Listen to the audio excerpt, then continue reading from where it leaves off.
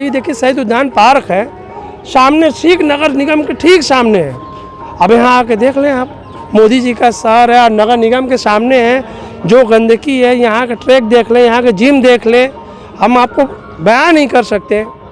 Gym में कोई भी चीज़ करने योग्य नहीं है, एक टीन सेट तक तो नहीं है। बाथरूम तो लोग घूम घूम के करते हैं, और टूरिस्ट जो आते हैं जाते क्या देखेंगे। वही तो कह रहा हूँ कि रोड को आप सोने का बना दीजिए, 40 फीट 80 फीट चौड़ा बना दीजिए। रोजगार न हो, पैसा न हो जेब में, तो कैसे चलेंगे आप।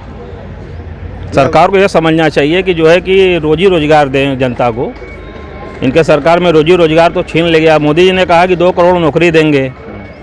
2 करोड़ नौकरी क्या, कई करोड़ लोग बेरोजगार हो गए इनके शासन में। इन्होंने क्या किया, बोले कि हर जनता को काला धन लाएंगे, 15 लाख देंगे। कहाँ है, मतलब काला धन और 15 करोड़ रुपए 15 लाख दिमाग में चल रहा है आपके? क्यों नहीं चलेगा भाई, उन्होंने तो कहा था ना, उन्होंने कहा था। उन्हीं की भाषा में बोल रहा हूँ, अपनी भाषा तो मैं बोला नहीं। सभा चुनाव की सरगर्मी लगातार बढ़ता जा रहा है, लेकिन जिस तरीके से देखा जा रहा है कि नगर निगम द्वारा अतिक्रमण भी हटाया जा रहा है। आपको बता दें कि नगर निगम पे लगभग 30 साल से बनारस का जो साम्राज्य चलता आ रहा है, और जिस तरीके से लगातार जो बनारस का जो मेन सिटी है यानी कैंट के एरिया में बुलडोजर चलने वाला है, अगर वहाँ पे बुलडोजर चल जाता है तो लोकसभा चुनाव पे क्या असर रहेगा, ये बताइए। कि जिस तरीके से बुलडोजर चलने जा रहा है, कैंट के सामने जो तमाम तरह की दुकानें हैं नगर निगम ने दे रखी है, उस पर लोग होटल बना चुके हैं, और वहाँ पे 700 रुपये 800 रुपये 65 रुपये तक की किराया दे रहे हैं। लेकिन जो सर्किल रेट जो बताया जा रहा है, जो सर्किल रेट अगर बढ़ेगा तो उसकी उस दुकान की जो किराया है लगभग 25,000 के आसपास जाएगी। नगर निगम ये भी कह रहा है कि पहले हम उसको तोड़वाएंगे या खाली कराकर अपने कब्जे में लेंगे। आप लोगों को क्या वहाँ की रणनीति चल रही है जो नगर निगम करने जा रहा है? देखिए सर, नगर निगम के किसी बातों को तो पहले वैल्यू नहीं है। ये इनके पास तोड़वाने के बाद तो ये बोलेंगे मेरे पास पैसा ही नहीं है, मेरे पास पैसा ही नहीं है, बनेगा नहीं। अभी आप दशाश्रम में देख लीजिए, करीब 15-20 साल लगा उसको बनने में। आप उजाड़ रहे हैं किसी को, उजाड़ना नहीं चाहिए। चूँकि वहाँ पे मेरी भी दुकानें हैं, हमारा दुकानें हैं, लेकिन हमने गलती किया। लेकिन गलती करने वाला और गलती करवाने वाला दोनों को सज़ा मिलना चाहिए ना, क्योंकि हम यही चाहेंगे। मेरे जितना दुकान जितना गवर्नमेंट ने कह रहे हैं कि गलती करने वाले या करवाने वाले, आपने लिखित रूप में कहीं मिला आपको कुछ भी वहाँ के एक कील ठोकने के लिए या एक ईंटा रखने के लिए? फिर आप कैसे रखवा लिए? आप तो कहीं ना कहीं पैसा दिए होंगे मोटे, फिर अपना ईंट रखे होंगे। बिल्कुल सर, बिना पैसा लगे तो यहाँ काम ही नहीं होना है, ये तो आप जान ही रहे हैं। और नगर निगम के लोग तो सबसे ज़्यादा करप्ट हैं। यहाँ तो कुछ भी आप करवा लीजिए और ये तैयार है। आप कहेंगे बस हमको पैसा दे, बनवाइए। कौन है साहब से मेरी बात हो गई है। अगर उसी समय आप न बनवाते तो कोई बना नहीं पाता, ना अधिकमण होता। आपने तो पैसा कर दिया। अगर दुकानें टूट रही है तो बिल्कुल टूटे, कोई दिक्कत नहीं, थोड़ा सा कष्ट होगा, लेकिन जो अधिकारी बनवाए इनको भी सज़ा मिलना चाहिए। इनको अगर माफ़ करते हैं तो ये अन्याय होगा। न्याय का यही स्वरूप है कि आप जो भी अधिकारी हैं उनको भी दंड दें, उनको भी दंड दें, उनकी भी जांच कराया जाए कि बना क्यों। लेकिन यहाँ पे महापौर हैं, मेयर हैं, भाजपा के काफ़ी दिनों से बैठे हैं, वो क्यों नहीं संज्ञान? अब महापौर जी संज्ञान में ले रहे हैं, नहीं ले रहे, लेकिन फिर भी गलत तो गलत ही है। अब एक बार हो सके तो क्षमा करें, उनका जो अथा स्थिति है उस पर उसी का किराया बढ़ा के इलाज कर ले। तिवारी का कहना है कि जो वहाँ पे दुकानें हैं उसको खाली कराया जाएगा। कोई नहीं सर, ये तो बेईमानी है, इनके नियत पे शक है। अगर आपको लगता है दुकानें बढ़ गई, किराया बढ़ाना है तो किराया बढ़ा सकते हैं। उस पर जो भी सरकार रेट है, एक फ्लोर का अगर 25,000 है, किसी का 2 फ्लोर है तो उसको 50,000 कर दे, सिक्योरिटी मनी जमा कर दे। तोड़ने का कोई विकल्प तो है नहीं। आप नगर निगम का इससे प्रॉफिट भी होगा। जो दुकानों किराया 1000-1200, उस दुकानों किराया 50,000 आ रहा है, तो आपको मान लीजिए वहाँ 100 दुकान है तो नियर अबाउट 50 लाख हुआ। आप तोड़वा क्या करेंगे? 50 लाख तो गवर्नमेंट का आप तो नुकसान कर रहे हैं महीने में। अब बनाने के बाद आपके पास फंड नहीं होगा। जब यहाँ पे कोई सुविधा, ये देखिए शहीद उद्यान पार्क है, सामने सीख नगर निगम के ठीक सामने है। अब यहाँ आके देख लें आप, मोदी जी का शहर है और नगर निगम के सामने है। जो गंदगी है, यहाँ का ट्रैक देख लें, यहाँ के जिम देख लें, हम आपको बयान नहीं कर सकते। जिम में कोई भी चीज़ करने योग्य नहीं है, एक टीन सेट तक तो नहीं है। बाथरूम तो लोग घूम घूम के करते हैं, और टूरिस्ट जो आते हैं जाते क्या देखेंगे।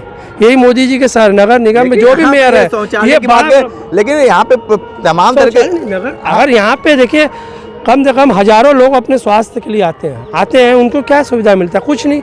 नगर निगम के ठीक सामने पार्क है, वहाँ जिम में थोड़ा वर्कआउट करेंगे, फिटनेस पे अपना ध्यान देंगे, लेकिन कुछ नहीं होता। इनको तो दिखाई ही नहीं देता, इनको तो सिर्फ पैसे का भाषा समझ में आता है। इसमें जितने करप्ट वहाँ के व्यापारी हैं, उससे बढ़ के करप्ट नगर निगम के अधिकारी हैं, पदाधिकारी हैं। पहले कार्रवाई इन पे होनी चाहिए, और जो चीज़ बन गया उस पर इलाट कर ले, उसका चार्ज ले ले।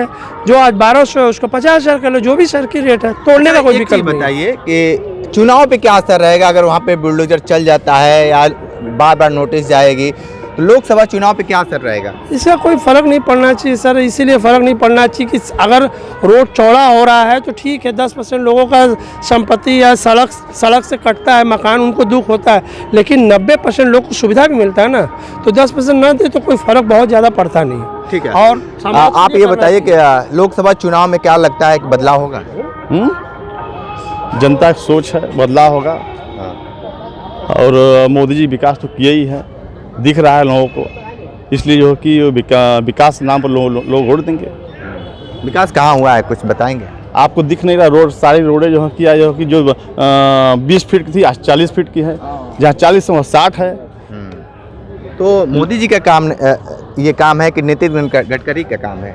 मोदी जी के नेतृत्व में ही सभी लोग आते हैं कि नितिन जी अलग है, मोदी जी अलग है, लेकिन नितिन गडकरी का तो नाम कहीं आता ही नहीं है। तो मोदी जी के ही टीम में हुआ है, मेंबर हैं, मुखिया मोदी जी हमारे हैं। तो जो काम नीचे के लोग करेंगे, मुखिया का ही नाम आएगा कि नितिन जी का अलग से आएगा और मोदी जी का अलग से आएगा। लेकिन 80 करोड़ लोग परेशान हैं। परेशानी, ये तो भाई परेशानी किसी भी कोई भी गवर्नमेंट रहता परेशान रहता। महंगाई को कोई रोक नहीं सकता। प्याज वाज खरीदते हैं कि नहीं? भाई परिवार चलाना है तो प्याज तो लेना ही पड़ेगा। क्या रेट है? रेट वही 60 रुपये 70 रुपये किलो है। तो इतनी महंगाई कहाँ से होगी? प्याज एक कच्चा चीज़ है, जब खेती अधिक हो जाएगी तो भी 15 रुपये हो जाएगा, कम होगा 100 रुपये आएगा। ये सरकार के हाथ में नहीं है। टमाटर 200 रुपये किलो हुआ था। हाँ, 200 रुपये किलो इसी की ये सब कच्चे व्यवस्थाएं सरकार के हाथ में नहीं है। ये बात सही। क्या मानते हैं 2024 में परिवर्तन होगा? ये समय बताएगा। ये समय बताएगा, हम कुछ नहीं कर सकते। युवा परेशान है, महंगाई तरसते हैं, रोजगार नहीं है, तो आपको नहीं लगता एक बदलाव होगा? बदलाव समय बताएगा ना। पहले समय तो थोड़ा सा बताइए, बनारस की स्थिति क्या है? हवाई बनारस की स्थिति बेहतर है। कैंट के सामने सा महंगाई है, इससे लोग परेशान हैं, बाकी तो सब ठीक है। धीरे धीरे हर आदमी खत्म होता जा रहा है सर। धीरे धीरे यहाँ पे हर आदमी खत्म होता जा रहा है, लेकिन करे क्या? अगर इनके विपक्ष में कोई आ भी रहा है तो वो बताएं ना कि हम कैसे महंगाई को कम करेंगे और कैसे चलाएंगे। वो तो घोषणा कर ही नहीं रहे। वो हमको बताएं कि हम कैसे रोजगार देंगे, कैसे महंगाई को कम करेंगे, कैसे होल्ड करेंगे। कोई उनके पास अगर तरीका हो, तरकीब हो तो एडवाइस दें। कहने से नहीं होगा ना। अगर हम मान लीजिए मोदी जी आए, चाहे राहुल जी आए, चाहे जो भी आए, हमारे लिए सारे अच्छे हैं, लेकिन हमको जनता को बताएं कि हम कैसे काम करेंगे। आप बताएं कि हम कैसे कम करेंगे। मेरे पास ये विकल्प, ये तरीका, ये रास्ता है। और महंगाई तो खैर बढ़ती रहेगी सर, ये तो हर जगह है। आप क्या मानते हैं, बदलाव होगा 24 में? बदलाव की जहाँ तक बात है कि अपने उत्तर प्रदेश में तो नहीं लगता है कि कोई तरह का बदलाव होगा। यहाँ तो उत्तर प्रदेश में भाजपा का ही वोट पड़ता है। महंगाई है कि नहीं? महंगाई तो चरम सीमा पार हो गया है। तो फिर कैसे कह रहे हैं कि बदलाव होगा कि नहीं होगा? अब देखिए, ये तो हमारे मन की जो बात थी हमने वो कहा है, वो तो समय आएगा तो वो तो बताएगा, समय बताएगा। मगर विकास तो हुआ है, मगर विकास किस काम का है बताइए? विकास, असली विकास वो है रोजी रोजगार हो लोग के पास। रोजी रोजगार कहीं नहीं है। कैसा विकास है? सोने का रोड बना दीजिए, जेब में पैसा ना हो, पेट में अन्न न हो, तो क्या फ़ायदा है रोड बनने का? लेकिन आप यहीं पे एक लोग कह रहे थे कि यहाँ 20 मीटर थी रोड है, वहाँ 40 मीटर हो गया चारों तरफ। मैं तो वही तो कह रहा हूँ कि रोड आप सोने का बना दीजिए, 40 फीट 80 फीट चौड़ा बना दीजिए। रोजगार न हो, पैसा न हो जेब में, तो कैसे चलेंगे आप? सरकार को यह समझना चाहिए कि जो है कि रोजी रोजगार दें जनता को। इनके सरकार में रोजी रोजगार तो छीन ले गया। मोदी जी ने कहा कि 2 करोड़ नौकरी देंगे। 2 करोड़ नौकरी क्या, कई करोड़ लोग बेरोजगार हो गए इनके शासन में। इन्होंने क्या किया? बोले कि हर जनता को काला धन लाएंगे, 15 लाख देंगे। कहाँ है? मतलब अभी है। काला धन और 15 करोड़ रुपए 15 लाख दिमाग में चल रहा है आपके। क्यों नहीं चलेगा भाई, उन्होंने तो कहा था ना, उन्होंने कहा था, उन्हीं की भाषा में बोल रहा हूँ, अपनी भाषा तो मैं बोला नहीं हूँ। तो क्या मानते हैं कि 24 में बदलाव होगा कि नहीं? होना चाहिए, होना चाहिए। मतलब आप भी इस सरकार से त्रस्त हो चुके हैं क्या? मैं ही नहीं, जनता त्रस्त हो चुकी है बेरोजगारी से। सवाल महंगाई का नहीं है, रोजगार हो तो कोई बात नहीं है, सरकार मजबूत है हमारी, मगर ये जाएगी तो ये बेरोजगारी में चली जाएगी। ये बेरोजगारी में चली जाएगी। बेरोजगारी में चली जाएगी। कोई रोजगार सर नहीं है, पूरे इंडिया में नहीं है, हर आदमी त्रस्त है। तो कैसे बहुत सारे लोग कह रहे हैं कि इस बार बड़े पैमाने पे बीजेपी सरकार फिर तीसरी बार 24 में सरकार बनाएगी। कहने के बाद देखिए, अपनी अपनी नज़रिया है, जो जैसा सोचता है वैसा बोलता है। मगर मैं ये कह रहा हूँ कि बताइए क्या कौन खुश है, कौन कमा रहा है इस समय, कौन सा रोजी रोजगार है, किसके पास है? कोई बता दे कि हाँ मैं बहुत अच्छा, मैं खुश हूँ, मैं कमा रहा हूँ, 50,000 रुपये महीना मेरी इनकम है, कोई बता दे।